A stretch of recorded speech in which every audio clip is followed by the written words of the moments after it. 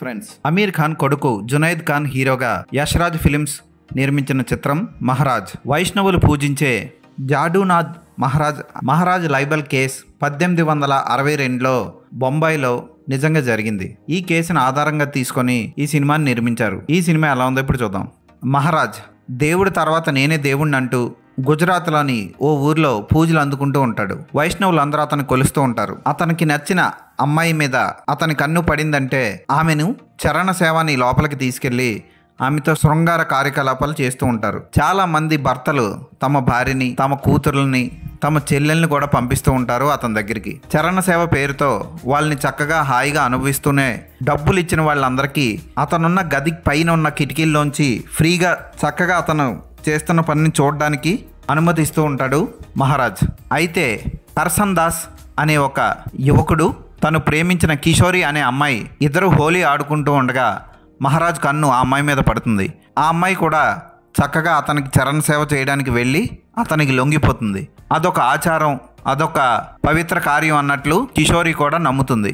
అయితే మహారాజ్ చేస్తున్న తప్పుని తెలుసుకున్న కిషోరి ఆత్మహత్య చేసుకుంటుంది. కిషోరి ఎలా తను చేసిన తప్పుని తెలుసుకుంది. కర్సన్ దాస్ కిషోరి చనిపోయిన తర్వాత మహారాజ్ పని పట్టడం కోసం ఏం చేశాడో అన్నది మిగిలిన కథ. మహారాజ్ పాత్రలో జైదీప్ అల్హావత్ అదరగొట్టేశాడని చెప్పొచ్చు. ఎప్పటిలాగే తన నటనతో ఆకట్టుకున్నాడు. ఇక తొలి సినిమా అయిన జునైద్ ఖాన్ ఫస్ట్ 10 నిమిషాలు చూడ్డానికి అదోలా అనిపిస్తాడు, కానీ తర్వాత నుంచి చాలా చక్కగా యాక్ట్ చేశాడు. జైదీప్ అల్హావత్ అటువంటి గొప్ప యాక్టింగ్ పర్సనాలిటీకి ఎదురుగా నిలబడి ధీటుగా ఛాలెంజ్తో ఆ పాత్రను పోషించాడు. చాలా చక్కగా పోషించాడు. ఇక అర్జున్ రెడ్డి హీరోయిన్ శాలిని పాండే కిషోరి పాత్రలో కొద్దిసేపు కనిపించి తన పాత్రకు న్యాయం చేసింది. హీరోయిన్ పాత్రలో శార్వరి కూడా ఉన్నంతలో బాగానే చేసింది.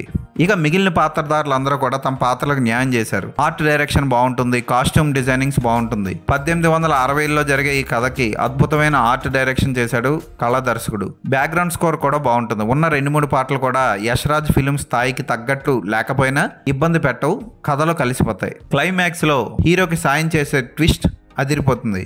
ఇక మహారాజ్ అనే పదవిని అడ్డం పెట్టుకొని ఆడపిల్లల జీవితాలతో ఆడుకుంటూ చివరికి సుఖరోగం కూడా తెచ్చుకున్న మహారాజ్ జీవితాన్ని బయట పెట్టడం వల్ల ఎందుకో మరి ఈ సినిమా రిలీజ్ని ఆపి చాలా గోల చేశారు కొంతమంది. అయినా సరే ఈ సినిమాని ధైర్యంగా రిలీజ్ చేసినందుకు దర్శక నిర్మాతల్ని అభినందించాలి. ఈ సినిమా ఫస్ట్ నుంచి లాస్ట్ వరకు అందరినీ అలరిస్తుంది. ఇది సౌత్ ఇండియన్ లాంగ్వేజ్లన్నిటిలోనూ డబ్బింగ్ కూడా చేసి రిలీజ్ చేశారు. తెలుగులో కూడా ఈ సినిమాని చక్కగా చూడొచ్చు. దర్శకుడు ఫస్ట్ నుంచి లాస్ట్ వరకు ఎక్కడ ఒక్క అనవసరం సన్నివేశం కూడా లేకుండా చక్కగా తీశాడు. ఈ సినిమాకి నేను ఇచ్చే రేటింగ్ 3.5/5.